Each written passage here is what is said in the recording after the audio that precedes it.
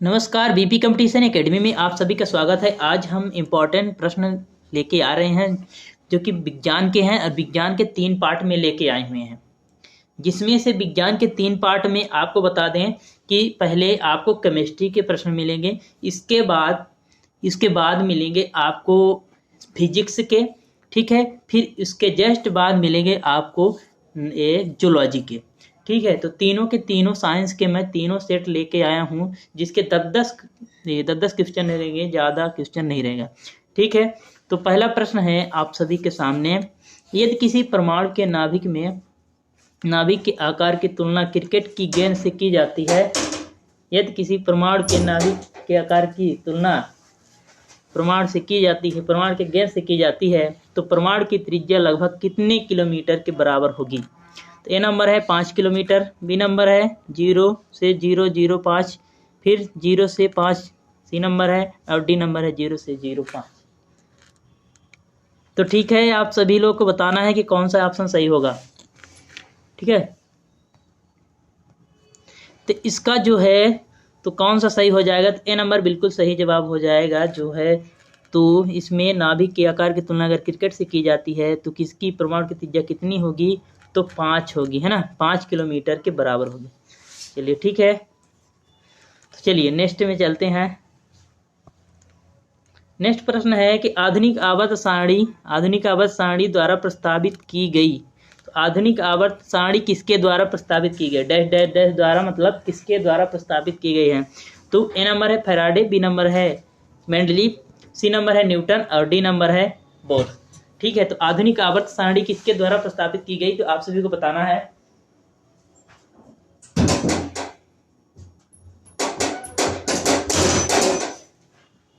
ठीक है, तो आधुनिक आवर्त सारणी बिल्कुल सही जवाब, बी नंबर बिल्कुल सही जवाब हो जाएगा, जो है किसके द्वारा प्रस्तावित की गई थी, तो मेंडलीव द्वारा प्रस्तावित की गई। अगर ये ऑप्शन अगर मेंडलीव के साथ साथ अगर वो होता, क्या बोलते हैं, हेनरी मोजले का भी ऑप्शन होता तो उन्होंने ही आधुनिक आवर्त सारणी दी थी, लेकिन मोजले का ऑप्शन नहीं है, इसलिए जो है वैसे आधुनिक आवर्त सारणी मोजले ने दी थी, लेकिन मोजले का ऑप्शन नहीं है, इसलिए इसका सही ऑप्शन क्या हो जाएगा, तो मेंडलीव हो जाएगा, ठीक है। मेंडलीव ने आवर्त सारणी दी थी, जो कि ठीक है। तो कब दी थी, तो बात करें तो 1869 ईस्वी में मेंडलीव ने जो है आवर्त सारणी दिया था, ठीक है। तो चलिए नेक्स्ट प्रश्न पर चलते हैं। अगला प्रश्न आप सबके सामने, अगला प्रश्न क्या पूछा गया, तीसरा नंबर, आवर्त नियम निम्न में से किसके द्वारा दिया गया। आवर्त नियम निम्न में से किसके द्वारा दिया गया। ए नंबर है कार्लटन मैकेजी, बी नंबर है एमिल फिशर, डी नंबर है चार्ल्स डार्विन और डी नंबर दिमित्री मेंडलीव, ठीक है। तो 4 ऑप्शन है आप सभी के सामने। तो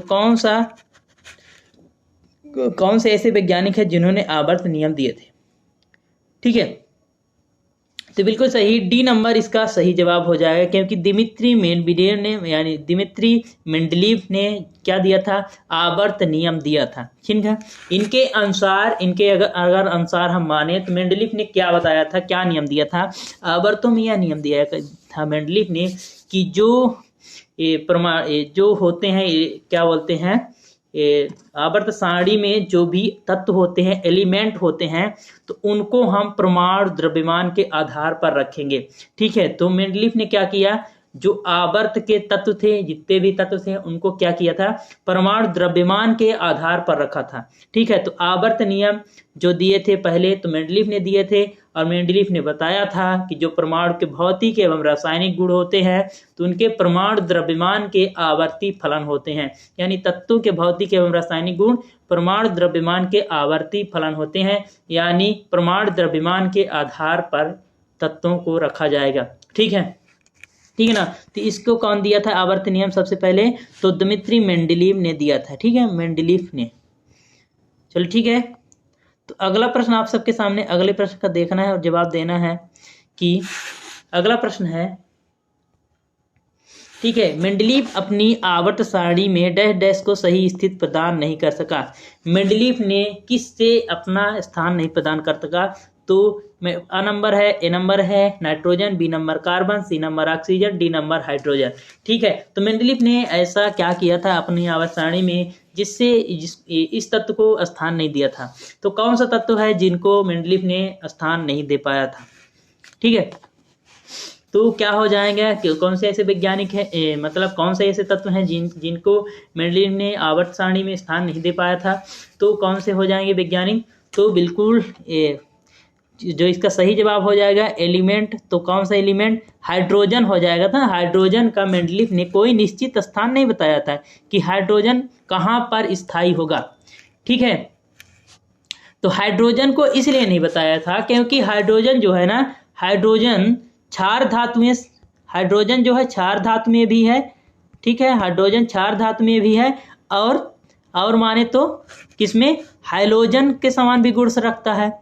ठीक है, क्षार धातु और हाइलोजन के समान, दोनों के समान गुण रखता है, इसलिए जो है हाइड्रोजन जो है तो क्षार धातुओं के समान और हाइड्रोजन धातुओं के समान मतलब कि हाइलोजन समूह के समान भी रखता है। जैसे fluorine, chlorine, bromine, iodine halogen समूह होते हैं, तो इनके समान भी यह क्या करता है? अपना व्यवहार प्रदर्शित करता है। इसलिए मेंडलीफ ने इनका सही स्थान नहीं निश्चित कर पाए थे। बाद में मोजले ने आए जिन्होंने इसका सही स्थान बताया। ठीक है, तो चलिए अगले प्रश्न पर चलते हैं। अगला प्रश्न क्या है? तो आधुनिक आवर्त सारणी में 5वां है, आधुनिक आवर्त सारणी में निम्न में से किसका स्थान उचित रूप से व्यवस्थित नहीं है? तो उचित रूप से व्यवस्थित किसका नहीं है?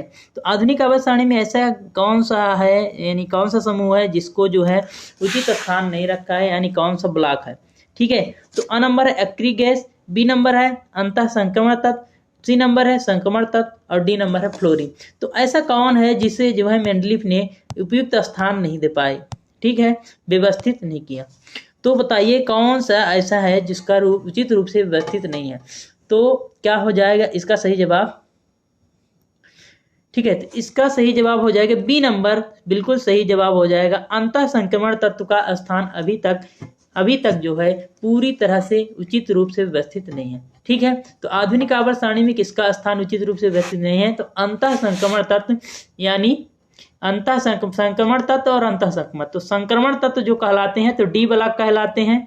ठीक है, डी ब्लॉक अंतः संक्रमण तत्व और एफ ब्लॉक कहलाते हैं अंतः संक्रमण तत्व। ठीक है, तो एफ ब्लॉक कहलाता है अंतः संक्रमण तत्व और डी ब्लॉक कहलाता है, तो डी ब्लॉक जो है संक्रमण तत्व कहलाता है।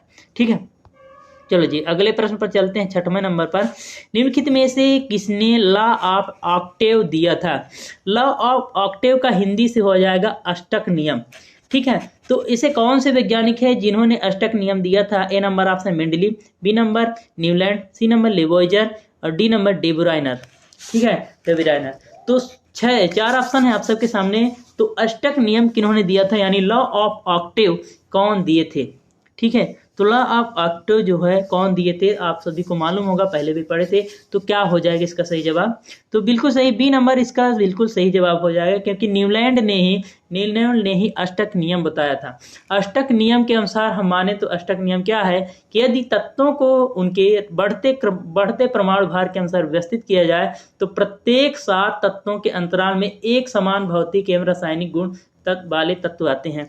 मतलब ये हुआ कि अगर हम तत्वों को उनको बढ़ते क्रम में रखें, परमाणु द्रव्यमान के बढ़ते क्रम में रखें, तो प्रत्येक 7वां तत्व जो है 7वें के बाद यानी 8वां तत्व जो है तब पहले तत्व के समान अपना क्या करेगा? गुण प्रदर्शित करता है। तो इन्होंने बताया था न्यूलैंड ने कि ऐसा जो है हर एक एलिमेंट में होता है।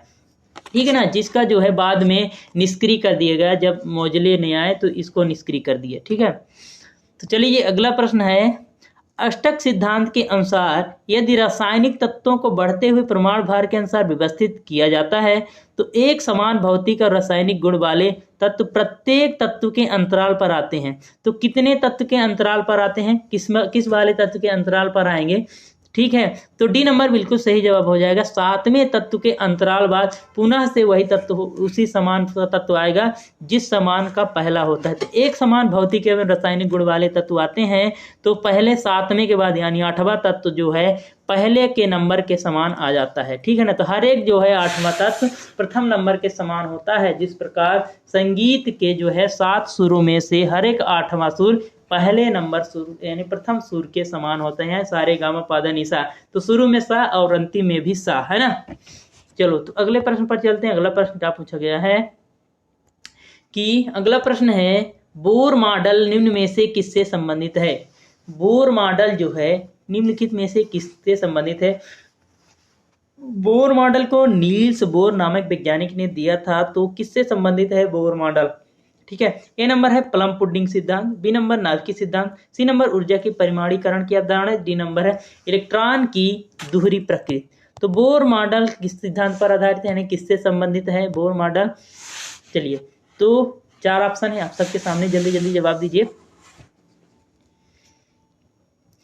ठीक है, तो बिल्कुल सी नंबर इसका सही जवाब हो जाएगा। बोर मॉडल जो है ऊर्जा के परिमाणीकरण की अवधारणा करता है, यानी जो मॉडल होते हैं, जो एटम होता है, परमाणु होता है, तो उसके ऊर्जा के परिमाणीकरण की अवधारणा की थी बोर मॉडल ने, जिसका सूत्र जो है NH/2π होता है। ठीक है, तो ऐसा सुने थे आप लोग ना, ऐसा है ना, NH/2π। तो ऊर्जा के परिमाणीकरण की अवधारणा किसने दी थी, तो बोर नामक वैज्ञानिक दी थी, जिनका फुल नाम है नील्स बोर। ठीक है, नील्स बोर ने ही परमाणु का जो एक मॉडल दिया था, जो कि ऊर्जा के परिमाणीकरण पर आधारित है, यानी ऊर्जा के अनुसार जो है इलेक्ट्रॉन भरने का क्रम होता है। ठीक है, चलो, तो अगला प्रश्न है निम्नलिखित में से किसकी परमाणु त्रिज्या सबसे अधिक होती है।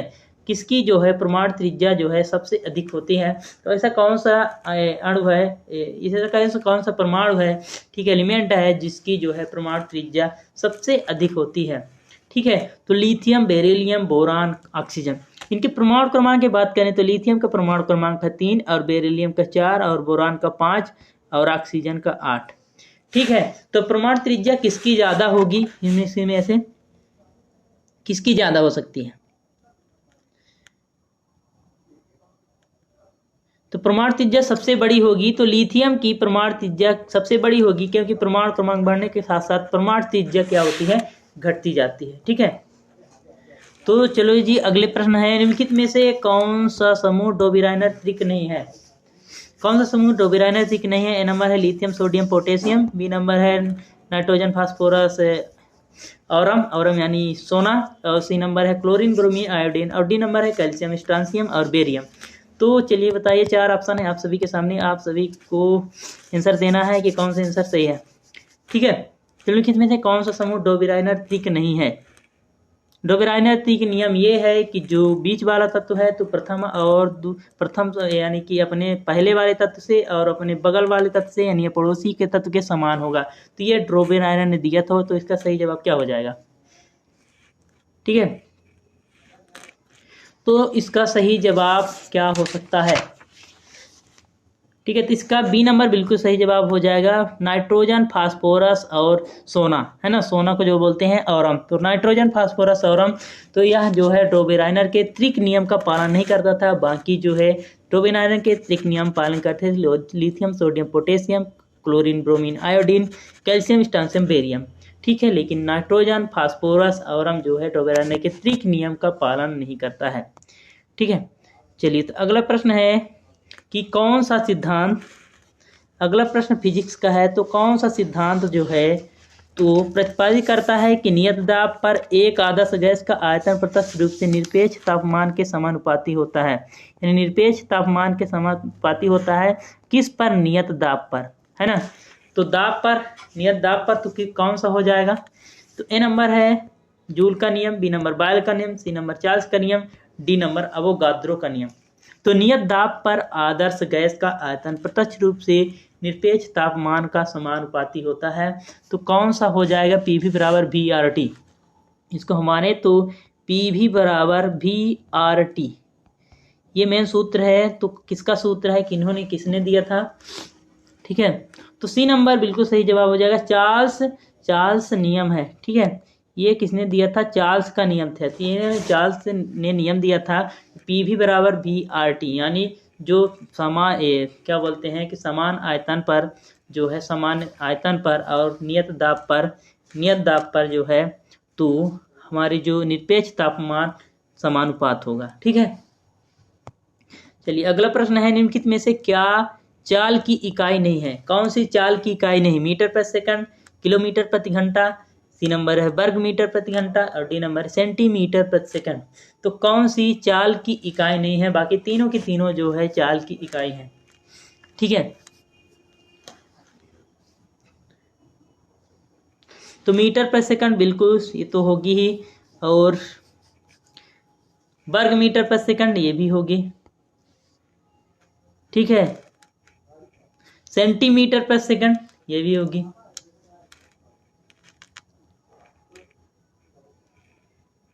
कि नहीं होगी? तो बिल्कुल ये तो नहीं होगी।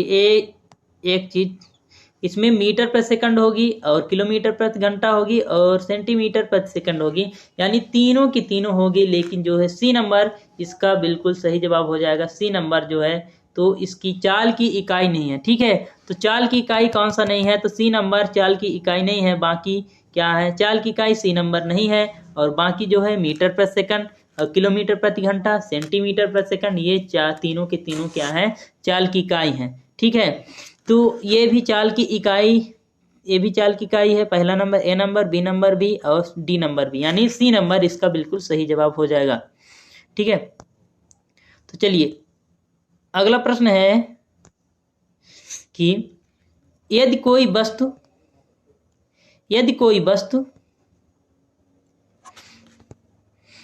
वृत्ति पथ पर एक समान गति के साथ गति करती है तो इस प्रकार की गति को एक समान वृत्ति गति कहते हैं। एक समान किसके साथ? यदि कोई वस्तु वृत्ति पथ पर एक समान डैश डैश के साथ गति करती है तो इस प्रकार की गति को क्या कहते हैं? ठीक है, तो इस प्रकार की गति को क्या कहते हैं?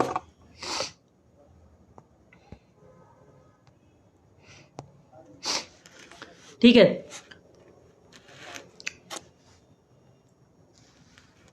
तो इसमें क्या होगा? यदि कोई वस्तु एक समान चाल के साथ, ठीक है, ये नंबर चाल बिल्कुल सही जवाब हो जाएगा। यदि कोई वस्तु वृत्तीय पथ पर एक समान चाल के साथ गति करती है तो इस प्रकार की गति को एक समान वृत्तीय गति कहते हैं। यानी एक समान चाल के साथ जब गति करती है तब इसको एक समान वृत्तीय गति कहते हैं, ठीक है। चलिए अगला प्रश्न है आप सबके सामने। अगले प्रश्न को देखना है और जवाब देना है, ठीक है। तो अगला प्रश्न है,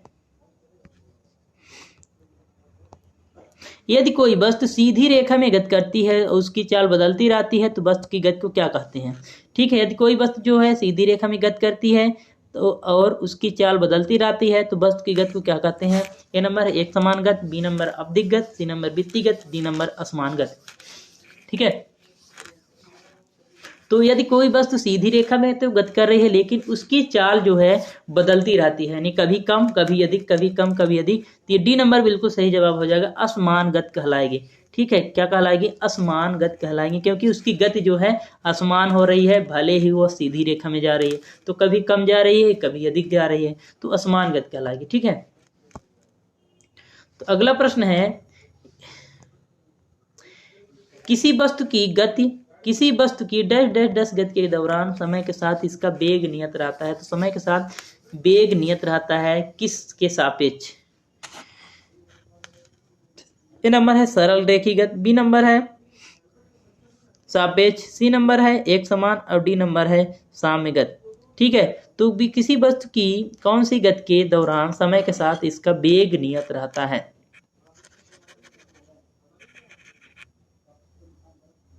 ठीक है, तो सी नंबर बिल्कुल सही जवाब हो जाएगा। जो एक समान गति के दौरान समय के साथ इसका वेग जो है नियत रहता है, ठीक है। छठवां नंबर प्रश्न है, गति में वेग समय के साथ परिवर्तित होता है। कौन सी गति में वेग समय के साथ परिवर्तित? उसमें क्या था? समय के साथ वेग जो है परिवर्तित नहीं होता है, नियत रहता है। इसमें समय के साथ क्या होता है? परिवर्तित हो जाता है। तो किस प्रकार की गति में वेग जो है समय के साथ परिवर्तित हो जाता है? ठीक है, तो बी नंबर बिल्कुल सही जवाब हो जाएगा। असमान गति में जो है वेग जो है समय के साथ परिवर्तित होता है, ठीक है। असमान गति में क्या होता है? वेग समय के साथ परिवर्तित हो जाता है, ठीक है। अगला नंबर है, यदि कोई वस्तु सीधी रेखा में नियत चाल से गति करती है तो इसकी गति को क्या कहा जाता है? अगर सीधी रेखा में कोई गति जो है नियत चाल से चल रही है, यानी अपने नियत चाल से स्पेशल चाल से चल रही है, यानी कहीं भी इधर उधर नहीं हो रही है चाल, तो किस प्रकार की चाल कहलाएगी? तो बिल्कुल ए नंबर ही बिल्कुल सही जवाब हो जाएगा। जो है एक समान चाल कहलाएगी, यानी एक समान गति कहलाती है, ठीक है। तो चलिए अगला प्रश्न है, यदि दूरी समय आलेख एक सीधी झुकी हुई रेखा है तो वह प्रदर्शित करती है। यानी दूरी और समय का आलेख एक सीधी झुकी हुई रेखा है तो यह क्या प्रदर्शित करती है? ए नंबर है एक समान चाल, बी नंबर है असमान चाल, सी नंबर स्थिर विस्थापन और डी नंबर है असमान वेग। ठीक है, तो क्या हो जाएगा इसका सही जवाब? तो बिल्कुल, तो 8वें का जो है एक नंबर सही हो जाएगा। एक समान चाल प्रदर्शित करती है। दूरी, समय, आवेग, आलेख एक सीधी झुकी हुई रेखा है तो यह प्रदर्शित करती है एक समान चाल प्रदर्शित करती है। ठीक है, चलिए अगला प्रश्न है, एक सीधी रेखा में एक समान गति से गतिशील वस्तु का समय के साथ नियत बना रहता है। तो एक सीधी रेखा में एक समान गति से गतिशील वस्तु का समय के साथ नियत रहता है, डैश डैश समय के साथ नियत रहता है। तो क्या नियत रहता है? समय, वेग, त्वरण, दूरी। ठीक है, तो 4 ऑप्शन है, बताना है कि कौन सा सही जवाब हो जाएगा। किसका जो है सीधी रेखा में एक समान गति से गतिशील वस्तु के यानी डैश डैश के साथ नियत रहता है, तो कौन सा नियत रहेगा? ठीक है, तो बिल्कुल बी नंबर इसका बिल्कुल सही जवाब हो जाएगा। वेग जो है नियत बना रहता है, यानी ये एक सीधी रेखा में एक समान गति से गतिशील वस्तु का वेग जो है समय के साथ नियत रहता है, क्योंकि जब गतिशील वस्तु होती है तो उसका वेग जो है ना तो नियत रहता है, यानी बिल्कुल स्थायी होता है। ठीक है, चलिए अगला प्रश्न है, किसी वस्तु डैश डैश डैश सरल रेखी गति के दौरान किसी भी समय अंतराल में वस्तु के वेग में परिवर्तन शून्य होता है। तो किसके जो है किसी वस्तु का किसके सरल रेखी गति के दौरान जो है समय अंतराल में वस्तु के वेग में परिवर्तन बिल्कुल शून्य हो जाता है। तो ए नंबर है सरल रेखी, बी नंबर है सापेक्ष, सी नंबर है सम, डी नंबर एक समान गति। तो कौन सी सरल रेखी गति है जिसमें जो है समय अंतराल में वेग में परिवर्तन शून्य होता है?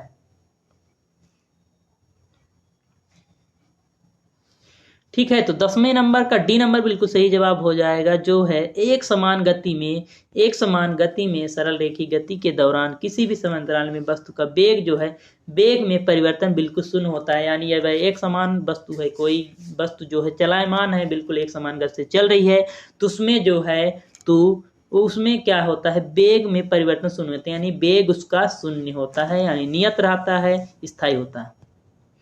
ठीक है, तो अगला प्रश्न जो आप सभी के लिए ले आए हैं, तो जीव विज्ञान के प्रश्न है जिसको हमको ध्यान से पढ़ना है। 10 प्रश्न है, तो थोड़ा सा बने रहिएगा। 10 प्रश्न को कंप्लीट करने के बाद हम है ना तो लाइव समाप्त हो जाए कर देंगे। तो आप सभी से रिक्वेस्ट है कि अभी 10 प्रश्न और हैं, तो इसको जरूर ध्यान दे के ही पढ़ना है। ठीक है, और अच्छे से आंसर देना है। तो चलिए अगला प्रश्न है, जीव विज्ञान की वह शाखा जो जीव की संरचना और उनके अंगों के अध्ययन से संबंधित है, क्या कहलाती है? जीव विज्ञान की वह शाखा जो जीव की संरचना और उनके अंगों के अध्ययन से संबंधित है, यानी जीवों की संरचना और अंगों का अध्ययन किया जाता है, तो क्या कहलाती है? ए नंबर है परिस्थितिक विज्ञान, बी नंबर है शरीर रचना विज्ञान और सी नंबर है क्रोनोबायोलॉजी और डी नंबर है कवक विज्ञान। ठीक है, तो कौन सी ऐसी शाखा है जिसमें जीवों की संरचना और उनके अंगों का अध्ययन किया जाता है? ठीक है, तो बी नंबर बिल्कुल सही जवाब हो जाएगा, शरीर रचना सिद्धांत, यानी शरीर रचना विज्ञान जो है, शरीर रचना विज्ञान जो है मार्फोलॉजी क्या बोलते हैं इसको, है ना। तो मार्फोलॉजी क्या होता है? शरीर की रचना विज्ञान को जो है समझाता है। ठीक है ना। तो मार्फोलॉजी इसको हम एक चीज और बोल सकते हैं, तो फिजियोलॉजी बोलते हैं इंग्लिश से। ठीक है, क्या बोल सकते हैं? फिजियोलॉजी। तो फिजियोलॉजी क्या है? जीवों की संरचना और उनके अंगों से संबंधित है। ठीक है, अगला प्रश्न है दूसरा नंबर, यूनानी विचारक अरस्तु ने जीवों को सबसे पहली बार किस आधार पर वर्गीकृत किया था? तो जो अरस्तु हैं जिन्होंने जो कि जीव विज्ञान के फादर ऑफ जूलॉजी कहलाते हैं ना, जीव विज्ञान के जनक माने जाते हैं अरस्तु। इन्होंने जीवों को क्या किया था? पहली बार किस आधार पर वर्गीकृत किया था? ठीक है, ए नंबर आवास, बी नंबर आकार, सी नंबर चाल, डी नंबर भोजन। तो बिल्कुल सही, ए नंबर बिल्कुल सही जवाब हो जाएगा। आवास के आधार पर इन्होंने जीवों का वर्गीकरण किया था। ठीक है, तीसरा नंबर है, निम्न में से किसे जीव विज्ञान का जनक कहा जाता है? A number Darwin, B number अरस्तु, C number Haeckel, D number Edward Jenner. ठीक है, तो 4 ऑप्शन है, आप सभी के सामने देना है जवाब कि जीव विज्ञान का जनक किसे कहा जाता है। ठीक है, तो बी नंबर बिल्कुल सही जवाब हो जाएगा। जो जीव विज्ञान के जनक कहे जाते हैं तो अरस्तु जी कहे जाते हैं जीव विज्ञान के जनक, यानी फादर ऑफ जूलॉजी जो हैं अरस्तु कहे जाते हैं। ठीक है, चौथा प्रश्न है जीवों के वर्गीकरण की 5 अवस्था अवधारणा द्वारा दी गई थी, यानी जो जीवों के वर्गीकरण की 5 अवस्था है तो किसने दिया था? A number William Parley, B number Charles Darwin, C number है कार्ल बोयस और डी नंबर है रॉबर्ट व्हिटकर। तो किन्होंने दिया था जीवों के वर्गीकरण का 5 अवस्था यानी 5 भाग की अवधारणा, यानी 5 भाग की अवधारणा किसने दिया था? ठीक है, तो बिल्कुल डी नंबर इसका सही जवाब हो जाएगा। रॉबर्ट व्हिटेकर जो हैं तो क्या किए थे? 5 जीवों की 5 जगत यानी जंतु जगत, पादप जगत, कवक जगत, प्रोस्टिटा जगत, मोनेरा जगत, यानी जीवों को 5 भागों में विभाजित किया था व्हिटेकर नामक विज्ञानी ने। ठीक है, चलिए अगला प्रश्न है जीवों के वर्गीकरण में डैश डैश आकृति तथा व्यवहार का विवरण अथवा दूसरे शब्दों में विशेष स्वरूप अथवा विशेष प्रकार हैं। तो क्या हो जाएगा? जीवों के वर्गीकरण के डैश डैश आकृति अथवा व्यवहार का विवरण अथवा दूसरे शब्दों में बोले तो विशेष स्वरूप अथवा विशेष प्रकार। तो क्या होगा? आ नंबर है ए नंबर जाति उपद्रव, बी नंबर विकास, सी नंबर अभिलक्षण, डी नंबर दृष्टांत। ठीक है, तो बिल्कुल सही इसका जो है सी नंबर हो जाएगा अभिलक्षण। अभिलक्षण क्या कहलाता है? आकृति तथा व्यवहार का विवरण, दूसरे शब्दों में विशेष स्वरूप तथा विशेष प्रकार। यानी क्या करता है? जो अभिलक्षण है तो हमारी आकृति को बताएगा, व्यवहार को बताएगा, उसके स्वरूप को बताएगा और उसके विशेष कार्य को बताएगा। तो अभिलक्षण जो है ना, उसके अभिलक्षण से हम समझ जाएंगे या किस प्रकार की चीजें हैं, है ना, किस प्रकार का जीव है, उसकी आकृति क्या है, व्यवहार क्या है, विवरण क्या है। ठीक है, तो अगला नंबर है जीवों को डैश डैश उनके विकास से संबंधों का प्रतिबिंब है। जीवों का डैश डैश उनके विकास से संबंधों का प्रतिबिंब है, यानी जीवों का विकास किससे हुआ है? अभिलक्षण से, अनुकूलन से, दृष्टांत से, वर्गीकरण से। तो 4 ऑप्शन है, जवाब देना है कि कौन सा सही जवाब हो जाएगा। ठीक है, तो बहुत सही जो है क्या हो जाएगा? हाँ बिल्कुल, उनके वर्गीकरण उनके विकास के संबंधों का प्रतिबिंब है। उनका जो है वर्गीकरण जो है विकास से संबंधित संबंधों का प्रतिबिंब है। कौन सा है? तो वर्गीकरण है, जीवों का वर्गीकरण। ठीक है, तो चलो अगला नंबर है वर्गीकी विज्ञान की शाखा किससे संबंधित है? वर्गीकी विज्ञान की शाखा किससे संबंधित है? आकारिकी से, शरीर रचना विज्ञान से, वर्गीकरण से, डी नंबर है अर्थव्यवस्था उद्योग से। ठीक है, तो वर्गीकी विज्ञान की शाखा किससे संबंधित है? कौन बताएगा? ठीक है, तो आप लोग बताइए कि वर्गीकी विज्ञान की शाखा किससे संबंधित है? तो बिल्कुल सही, वर्गीकी से ही समझ में आ रहा है कि वर्गीकरण से संबंधित है। ठीक है, तो सी नंबर इसका बिल्कुल सही जवाब हो जाएगा। जो वर्गीकी विज्ञान है तो किससे संबंधित है? वर्गीकरण से संबंधित है, यानी जीवों को वर्गीकरण किया गया है। ठीक है, ठीक है, तो 8वां नंबर है निम्नलिखित में से कौन सा वर्गीकरण विभिन्न स्तरों पर उप समूहों की सही व्यवस्था को दर्शाता है? उप समूहों को सही व्यवस्था कौन दर्शाएगा? जगत, फाइलम, वर्ग, गण, कुल, वंश, जाति। जगत, गण, वर्ग, कुल, वंश, जाति, फाइलम। सी नंबर है जगत, फाइलम, गण, वंश, जाति, वर्ग, कुल। डी नंबर है फाइलम, जगत, वर्ग, गण, वंश, कुल, जाति। ठीक है, तो क्या हो जाएगा? इसका सही क्रम क्या हो सकता है? ठीक है, तो बिल्कुल ए नंबर बिल्कुल सही जवाब हो जाएगा। जो है पहले जगत होता है, फिर फाइलम होता है, फिर वर्ग होता है, यानी किंगडम, फाइलम, क्लास, ठीक है, ऑर्डर, फैमिली, स्पीसीज और जाति। इंग्लिश से बोल दिया, हिंदी से जगत, फाइलम, वर्ग, गण, कुल, वंश, जाति। ये जो है बिल्कुल सही हो जाएगा, यानी बिल्कुल सही क्रम होगा। ठीक है, चलिए तो 9वां प्रश्न है निम्नलिखित में से कौन सी गैर आवश्यक जीवन प्रक्रिया है? यानी गैर आवश्यक जीवन प्रक्रिया है उत्सर्जन, संचारण, पोषण, प्रजनन, यानी जिसका ज्यादा उपयोग नहीं होता है। ठीक है, तो कौन सी जो है गैर आवश्यक जीवन प्रक्रिया है? जो 3 चीजें जो है बिल्कुल आवश्यक है, लेकिन चौथी चीज जो है आवश्यक ज्यादा नहीं है लेकिन इतना ज्यादा नहीं। तो बिल्कुल बी नंबर इसका सही जवाब हो जाएगा। जो संचारण है तो गैर आवश्यक जीवन प्रक्रिया है, यानी जीवन के लिए संचारण आवश्यक नहीं माना जाता। यानी संचारण जो है बोलने चालने की प्रक्रिया है, जबकि उत्सर्जन जो है जीवन की है, पोषण और प्रजनन ये तीनों जो है जीवन से यानी जीवित शरीर से जुड़ी हुई है, लेकिन संचारण जो है बातचीत है ना, बात चलो तो प्रश्न है 10वां नंबर, पौधों में प्रथम स्तर के वर्गीकरण का आधार क्या है? पौधों में जो प्रथम स्तर का वर्गीकरण होता है उसका आधार क्या है? ठीक है, तो क्या आधार है पौधों में प्रथम अवस्था का वर्गीकरण?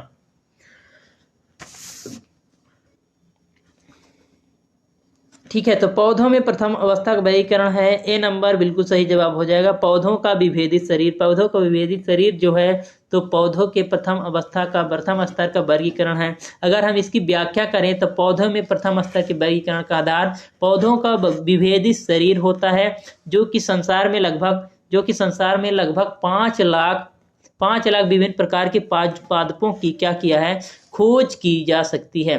ठीक है, जिसमें पादप जगत के अंतर्गत आते हैं। तो पादप जगत दो जगत हैं, कौन कौन से? क्रिप्टोगेम्स, है ना। पादप जगत 2 प्रकार के हैं, तो कौन कौन से? क्रिप्टोगेम्स।